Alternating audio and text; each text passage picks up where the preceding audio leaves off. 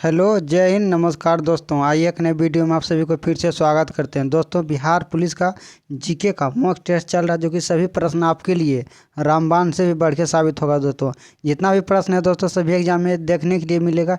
इसीलिए आपसे उम्मीद करते हैं कि इस वीडियो को शुरू से अंतिम तक देखिए और लाभ उठाइए। दोस्तों, और वीडियो अच्छा लगता है ज़्यादा से ज़्यादा लोगों को शेयर कीजिए और चैनल को सब्सक्राइब कीजिए, क्योंकि सभी क्वेश्चन बिहार पुलिस के लिए बहुत ज़्यादा महत्वपूर्ण है, बहुत ज़्यादा महत्वपूर्ण है। इसीलिए आपको सभी को शुरू से अंतिम तक देखना है, ठीक है। तो ये बिहार पुलिस का मॉक टेस्ट का पहला क्वेश्चन शुरू करते हैं, क्योंकि हमको जीके से मतलब है दोस्तों, इसीलिए जीके का प्रश्न देखते हैं, ठीक है। इसलिए 33 नंबर है, लेकिन इस समझिए 1 नंबर से शुरू हो रहा है दोस्तों। आइए देखते हैं जीके का पहला प्रश्न। पहला प्रश्न है, निम्नलिखित में कौन बुद्ध के जीवन काल में ही संघ प्रमुख होना चाहता था। दोस्तों, बुद्ध के जीवन काल में ही संघ प्रमुख होना चाहता था दोस्तों, वह कौन था दोस्तों? कि बुद्ध के जीवन काल में ही संघ प्रमुख होना चाहता था।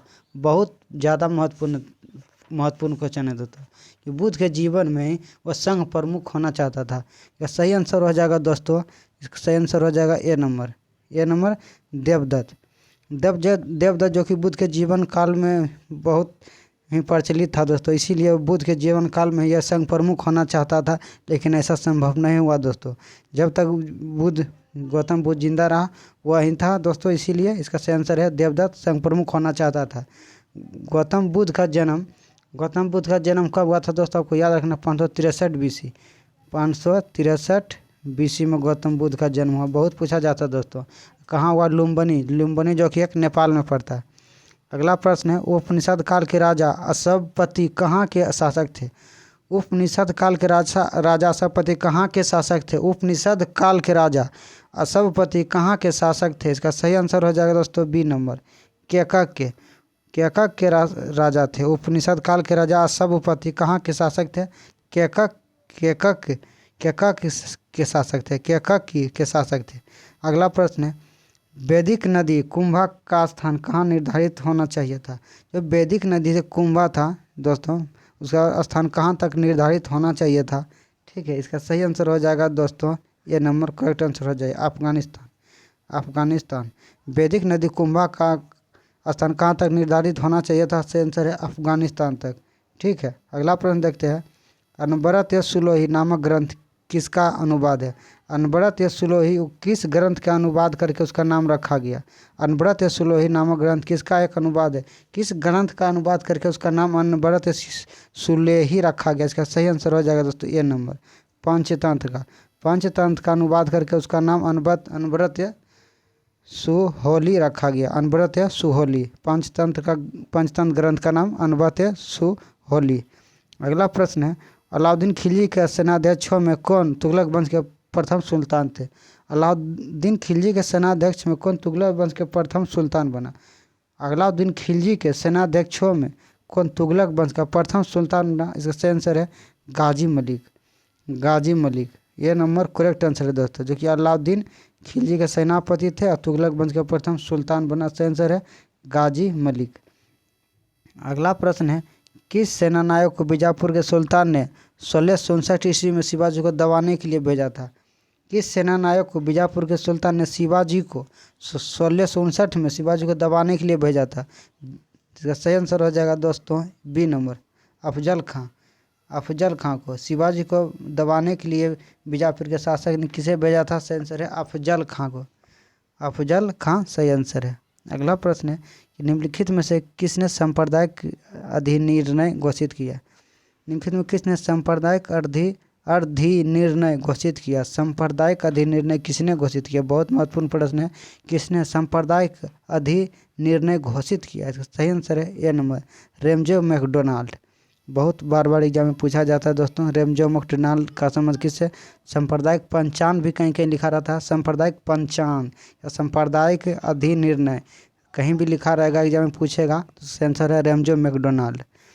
अगला प्रश्न है, पारिस्थितिकी तंत्र की संकल्पना को किसने प्रस्तावित किया था? पारिस्थितिकी या इकोलॉजी तंत्र की संकल्पना को किसने प्रस्तावित किया था? इसका सही आंसर है दोस्तों ए नंबर, एजी टांसले ने सबसे पहले पारिस्थितिकी तंत्र की संकल्पना को प्रस्तावित किया था। अगला प्रश्न है, पारिस्थितिकी के जनक कौन थे? पारिस्थितिकी के जनक के रूप में किसे जाना जाता है? इसका सही आंसर है अर्नस्ट हैकेल। दोनों अलग अलग प्रश्न है दोस्तों। पारिस्थितिकी के जनक, पारिस्थितिकी के सबसे पहले अधिक पारिस्थितिकी ए नंबर पर था, तो परिस्थिति तंत्र को संकलन सबसे पहले प्रस्तावित किया था जीटांस ने। लेकिन 41 नंबर प्रश्न में दोस्तों, परिस्थिति तंत्र का जनक कौन था? Unrest Hückel. अनरेस्ट हैकेल को परिस्थिति तंत्र का जनक कहा जाता है, अनरेस्ट हैकेल। अगला प्रश्न है, केंद्र सरकार के बजट को चालू खाते में व्यय का सबसे बड़ा मद क्या है? केंद्र सरकार का जो चालू खाते में व्यय का सबसे बड़ा मद क्या है? केंद्र सरकार का सबसे अधिक व्यय किस पर होता है दोस्तों? किस पर होता है केंद्र सरकार सबसे अधिक व्यय? या सही आंसर है दोस्तों ब्याज भुगतान। केंद्र सरकार सबसे अधिक व्यय ब्याज भुगतान पर करता है, क्योंकि अधिक कर्ज लेने के कारण केंद्र सरकार का लोड बढ़ जाता है, इसीलिए सबसे अधिक पैसा ब्याज में केंद्र सरकार का चला जाता है दोस्तों। इसलिए सी नंबर करेक्ट आंसर है। अगला प्रश्न है, राष्ट्रीय जल विकास एजेंसी की स्थापना कब किया गया?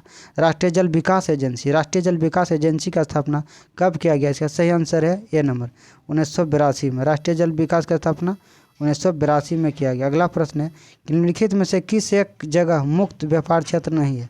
किस एक जगह मुक्त व्यापार क्षेत्र नहीं है? इसका सही आंसर है दोस्तों तिरुवनंतपुरम, डी नंबर। तिरुवनंतपुरम मुक्त व्यापार क्षेत्र नहीं है। वर्तमान में सबसे 1 नंबर पर कांडला बंदरगाह दोस्तों, जो कि मुक्त व्यापार क्षेत्र में आता है, ठीक है, डी नंबर नहीं आता है, ठीक है। अगला प्रश्न देखते हैं। अगला प्रश्न है, निम्नलिखित में कौन सा भारतीय मुद्रा व्यापार का अंग नहीं है? कौन सा भारतीय मुद्रा व्यापार का अंग नहीं है? इसका सही आंसर हो जाएगा दोस्तों, कौन सा भारतीय मुद्रा व्यापार का अंग नहीं है? कौन सा भारतीय मुद्रा व्यापार का अंग नहीं है? इसका सही आंसर है सही आंसर हो जाएगा दोस्तों डी नंबर, भारतीय रिजर्व बैंक, भारतीय रिजर्व बैंक। अगला प्रश्न है, भारत में योजना के आरंभ में किसी भी पंचवर्षीय योजना के अनाच्छादित कुल वर्षों की संख्या कितनी होती है? इसका सही आंसर हो जाएगा दोस्तों बी नंबर 7 वर्ष, 7 वर्ष। ऐसे पंचवर्षीय योजना का काल दोस्तों 5 वर्ष का होता है, लेकिन वर्तमान में पंचवर्षीय योजना का स्थान पर नीति आयोग गया है, जो कि उसका भी कार्यकाल 5 वर्ष होता है दोस्तों, ठीक है। इसीलिए किसी भी योजना के प्रारंभ में किसी भी पंचवर्षीय योजना के अनाच्छादित कुल वर्षों की संख्या, इसका 5 सॉरी दोस्तों सी नंबर आंसर होगा, 5 वर्ष आंसर होगा, ठीक है, 5 वर्ष आंसर होगा, क्योंकि योजना आयोग का भी कार्यकाल 5 वर्ष ही होता है। अगला प्रश्न है, एलोरा की गुफा का निर्माण किसने करवाया था? एलोरा का जो गुफा है दोस्तों, उसका निर्माण किस शासक द्वारा करवाया गया था? एलोरा गुफा का निर्माण किसने करवाया था? सही आंसर है राष्ट्रकूट शासक। राष्ट्रकूट शासक कौन किया था? तो इसका आंसर हो जाएगा कृष्ण प्रथम कराया था दोस्तों। एलोरा की गुफा का निर्माण राष्ट्रकूट शासक कृष्ण प्रथम। अगला क्वेश्चन है, आरंभिक वैदिक साहित्य में सर्वाधिक वर्णित नदी कौन सा? वैदिक काल में सर्वाधिक वर्णित नदी कौन सा है? वैदिक युग था दोस्तों, उस वैदिक युग में वह कौन सा नदी है जिसका वर्णन सबसे अधिक बार किया गया है? सही आंसर हो जाएगा दोस्तों ए नंबर सिंधु नदी। सिंधु नदी का वर्णन वैदिक साहित्य में सबसे अधिक बार मिलता है। सबसे अधिक वर्णन वैदिक साहित्य में किसका मिलता है? सिंधु नदी का। अगला प्रश्न है, आधुनिक देवनागरी लिपि का प्राचीन रूप कौन सा है? आधुनिक जो देवनागरी लिपि है, जिसमें हिंदी और संस्कृत भाषा को लिखा जाता है, उस लिपि का प्राचीन रूप क्या है? किस रूप से देवनागरी की लिपि को लिया गया है? तो प्राचीन भाषा है ब्राह्मणी लिपि, बी नंबर करेक्ट आंसर है। ब्राह्मणी लिपि को देवनागरी लिपि के रूप में जाना जाता है। अगला प्रश्न है, रामानुज के अनुयायियों को क्या कहा जाता है? रामानुज के अनुयायियों को क्या कहा जाता है? इसका सही आंसर है डी नंबर अद्वैतवादी। अद्वैतवादी के प्रतिपादक कौन था? Ramanujacharya, D number correct answer है। अगला प्रश्न है, निम्नलिखित में कौन सा सबसे प्राचीन वाद्य यंत्र है? और कौन सा वाद्य यंत्र है जो सबसे प्राचीन है, सबसे पुराना वाद्य यंत्र है? सही आंसर है दोस्तों बीना। बीना सबसे प्राचीन वाद्य यंत्रों में से एक है दोस्तों, आपको याद रखना सबसे प्राचीन वाद्य यंत्र कौन सा है? सही आंसर है बीना। अगला प्रश्न है, आदि शंकर जो बाद में शंकराचार्य बने, उनका जन्म कहाँ हुआ था? यानी शंकराचार्य जो थे दोस्तों, जो कि भारत के 4 कोने पर 4 मठ का निर्माण करवाया, उसका जन्म भारत के किस शहर में हुआ? बहुत महत्वपूर्ण प्रश्न है। इसका सही आंसर हो जाएगा बी नंबर से केरल में। आदि शंकराचार्य का जन्म कहाँ हुआ था? केरल में उसका जन्म हुआ, आपको याद रखना। अगला प्रश्न है, कौन सा अनुच्छेद विधायतन सत्ता को पूर्ण नियंत्रण लगाता है? कौन सा अनुच्छेद विधायन सत्ता पर पूर्ण नियंत्रण लगाता है? इसका सही आंसर हो जाएगा ए नंबर अनुच्छेद 14। अनुच्छेद 14 आपको याद रखना है। अनुच्छेद 15 में दोस्तों धर्म जाति से संबंधित, अनुच्छेद 17 में अस्पृश्यता खंड, अनुच्छेद 17 में है। आपको ये प्रश्न भी याद रखना। अगला प्रश्न देखते हैं, कौन सी जल संयोजी यूरोप को अफ्रीका से पृथक करता है? और कौन सा जल संयोजी है, जल संधि है या अफ्रीका को यूरोप से अलग करता है या पृथक करता है? तो सही आंसर है बी नंबर दोस्तों, जिब्राल्टर जल संधि। जिब्राल्टर जल संधि अफ्रीका और यूरोप के बीच है। ठीक है, जिब्राल्टर जल संधि अफ्रीका और यूरोप के बीच पृथक करती है। इसका सही आंसर है जिब्राल्टर जल संधि। अगला प्रश्न, कहाँ पश्चिम पूरब एवं उत्तर दक्षिण एक्सप्रेस मार्ग एक दूसरे को काटती है? भारत में जो NH है दोस्तों, नेशनल हाईवे, पूरब पश्चिम उत्तर दक्षिण भारत के किस शहर में काटती है, किस शहर में एक दूसरे को से की गुजरती है, या चौराहा के नाम से भी जाना जाता है दोस्तों, कि भारतीय राष्ट्रीय राजमार्गों के चौराहा के रूप में किसे जाना जाता है? सही आंसर हो जाएगा दोस्तों बी नंबर, झांसी। झांसी में नेशनल हाईवे का चौराहा है दोस्तों, जो पूरब पश्चिम और उत्तर दक्षिण राष्ट्रीय राजमार्ग वहीं से एक दूसरे को गुजरता है। इसका सही आंसर हो जाएगा झांसी दोस्तों। आपको याद रखना, बहुत महत्वपूर्ण प्रश्न है। विश्व का सबसे ठंडा स्थान कौन सा है? विश्व का वो कौन सा स्थान है जो कि सबसे ठंडा है? इसका सही आंसर है दोस्तों डी नंबर, बखोयानस्क। बखोयांस्क जो कि विश्व का सबसे ठंडा स्थान है। डी नंबर करेक्ट आंसर है, बखोयांस्क। अगला प्रश्न है, निम्नलिखित देशों में कौन ओपेक का सदस्य नहीं है? और कौन सा देश है जो कि वर्तमान में ओपेक का सदस्य नहीं है? सही आंसर हो जाएगा दोस्तों चीन। चीन जो है ओपेक का सदस्य नहीं है, बाकी सभी देश है ओपेक का सदस्य है। अगला प्रश्न देखते हैं, कुल्लू घाटी निम्नलिखित किन पर्वत श्रेणी के बीच स्थित है? कुल्लू जो घाटी है वह किस पर्वत श्रेणियों के बीच स्थित है? बहुत इंपॉर्टेंट प्रश्न है, बार बार पूछा जाता है दोस्तों। कुल्लू घाटी किस पर्वत श्रेणी के बीच स्थित? सही आंसर है ए नंबर, धौलाधर और पीर पंजाल श्रेणी के बीच कुल्लू घाटी है। कुल्लू घाटी किस पर्वत श्रेणी के बीच है? तो धौलाधर तथा पीर पंजाल श्रेणी के बीच कुल्लू घाटी स्थित है। कुल्लू घाटी किसके बीच है? धौलाधर और पीर पंजाल श्रेणी के बीच कुल्लू घाटी स्थित है। अगला प्रश्न देखते हैं, गति प्रेरक का क्या कार्य है? गति प्रेरक का क्या कार्य है? गति प्रेरक का क्या कार्य? इसका सही आंसर है दोस्तों, गति प्रेरक का क्या कार्य? सही आंसर है बी नंबर, यह हृदय स्पंदन को समंजित करता है। पेसमेकर, गति प्रेरक या पेसमेकर का क्या कार्य है? गति प्रेरक या पेस मेकर का क्या कार्य है? बहुत महत्वपूर्ण प्रश्न है। पेस मेकर का संबंध ऐसे पूछेगा दोस्तों भी दूसरे तरह से कि पेस मेकर का संबंध किससे है? सीधा आंसर मारना हृदय से। ठीक है, यहाँ पूछ रहा है कि गति प्रेरक का क्या कार्य है, यदि पेस मेकर का क्या कार्य है? यह हृदय स्पंदन को समंजित करता है। हृदय का धड़कन जो होता है ना दोस्तों, उसको सही करने में पेस मेकर सहायक होता है। ठीक है, बी नंबर करेक्ट आंसर है। अगला प्रश्न है, भारत में माला नहर तंत्र को किसने प्रस्तावित किया था? भारत में माला नहर तंत्र को किसने प्रस्तावित किया था कि भारत में माला नहर तंत्र होना चाहिए? यह सही आंसर है विश्वेश्वरैया।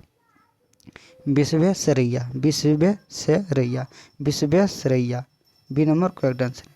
अगला प्रश्न है, निम्नलिखित नगरों में कौन सा कर्क रेखा के निकटतम दूरी पर है? जो आप जानते हैं दोस्तों, कर्क रेखा भारत के बीचों बीच से गुजरता है। वह स्थान जो दिया है ऑप्शन में, वह स्थान को बताना है कि कौन सा स्थान कर्क रेखा के सबसे निकटतम दूरी पर है। इसका सही आंसर हो जाएगा दोस्तों उज्जैन। उज्जैन जो कि मध्य प्रदेश में पड़ता है दोस्तों, यह कर्क रेखा के सबसे निकटतम है। कर्क रेखा भारत के 8 राज्यों से गुजरता है दोस्तों। सबसे पहले हो जाएगा दोस्तों गुजरात, राजस्थान, मध्य प्रदेश, छत्तीसगढ़, झारखंड, पश्चिम बंगाल, त्रिपुरा, मिजोरम। आपको याद बार एकदम सीरियली से याद रखना है दोस्तों, गुजरात, राजस्थान, मध्य प्रदेश, छत्तीसगढ़, झारखंड, पश्चिम बंगाल, त्रिपुरा, मिजोरम, सभी को याद रखना। सभी राज्यों से कर्क रेखा गुजरता है, भारत के 8 राज्यों से। अगला प्रश्न है, निम्नलिखित कोयला क्षेत्रों में किसका कोयला भंडार सर्वाधिक है? निम्नलिखित जो कोयला ऑप्शन में दिया हुआ दोस्तों, इसमें किस जगह कोयला सर्वाधिक मात्रा में पाया जाता है? तो सही आंसर हो जाएगा दोस्तों झाड़िया। ये नंबर करेक्ट आंसर है दोस्तों, यह नंबर करेक्ट आंसर। निम्नलिखित कोयला क्षेत्र में किसका कोयला भंडार सर्वाधिक है? सही आंसर है झाड़िया दोस्तों। ठीक है, यह नंबर करेक्ट आंसर है। अगला प्रश्न है, निम्नलिखित युगों में कौन सुमेखित, जो युग दिया हुआ दोस्तों कौन सा सुमेखित? सही आंसर हो जाएगा दोस्तों, सही आंसर हो जाएगा दोस्तों कौन सुमेखित नहीं है? सही आंसर हो जाएगा डी नंबर सूरज। कौन सा सुमेखित नहीं है? सही आंसर है डी नंबर सुमेखित नहीं है दोस्तों। डी नंबर कौन सा सुमेखित नहीं है? डी नंबर कोटा चंबल नदी किनारे है दोस्तों, भुवनेश्वर महानदी किनारे, जबलपुर नर्मदा नदी किनारे, सूरत ताप्ती नदी किनारे है। यह गलत है दोस्तों। अगला प्रश्न है, भारत का प्रथम 3 सर्वाधिक चीनी उत्पादक राज्य कौन सा? भारत का कौन सा राज्य है जहाँ सबसे अधिक मात्रा में 3 राज्य है जहाँ चीनी का उत्पादन सबसे अधिक मात्रा में होता है? तो सही आंसर हो जाएगा दोस्तों बी नंबर दोस्तों। सबसे अधिक चीनी होता है उत्तर प्रदेश, उसके बाद महाराष्ट्र, 3 नंबर पर तमिलनाडु है दोस्तों। याद रखना। चीनी कटोरा उत्तर प्रदेश को भी कहा जाता है। अगला प्रश्न, इंदिरा गांधी नहर का उद्गम स्थल कहाँ है? इंदिरा गांधी जो नहर का नाम आप तो सुने ही होंगे दोस्तों। इंदिरा गांधी नहर का उद्गम स्थल कहाँ है? इंदिरा गांधी नहर का उत्पादन शुरुआत कहाँ से होता है? इसका आंसर है दोस्तों सी नंबर, हरिके बैराज। बहुत पूछा जाता है दोस्तों, इंदिरा गांधी नहर का उद्गम स्थल कहाँ है? Harike barrage, Harike barrage, Harike barrage. अगला प्रश्न, क्रांतिकारी का एक गुप्त समाज अभिनव भारत का गठन किसने किया? सीधा आपको याद रखना कि अभिनव भारत का स्थापना किसने किया दोस्तों? अभिनव भारत का स्थापना किसने किया? आंसर है बी.डी. सावरकर। बी.डी. सावरकर ने अभिनव भारत का स्थापना किया था। ठीक है, अगला प्रश्न देखते हैं, कोयला के निम्नलिखित प्रकारों में किसमें अधिक मात्रा में कार्बन अंश होता है? कोयला का कौन सा प्रकार जिसमें सबसे अधिक मात्रा में कार्बन पाया जाता है? कार्बन सबसे अधिक मात्रा में पाया जाता है, आंसर एंथ्रासाइड।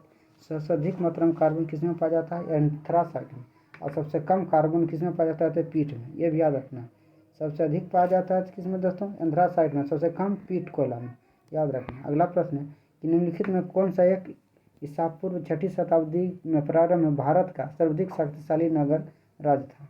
कौन सा राज्य था जो कि 6वीं शताब्दी ईसा पूर्व में भारत का सर्वाधिक शक्तिशाली नगर था? बहुत महत्वपूर्ण प्रश्न। सही आंसर हो जाएगा दोस्तों डी नंबर, मगध। मगध जो दोस्त था 6वीं शताब्दी में अपने चरम सीमा पर था, बहुत महत्वपूर्ण शासक था। मगध 6वीं शताब्दी में महावीर, जैन, बौद्ध सभी ने शासन किया। बहुत महत्वपूर्ण प्रश्न है दोस्तों, इसीलिए 6वीं शताब्दी के प्रारंभ में भारत का सर्वाधिक शक्तिशाली नगर मगध था दोस्तों। कोबाल्ट साठ आमतौर पर विकिरण चिकित्सा में प्रयुक्त होता है क्योंकि यह उत्सर्जित करता है।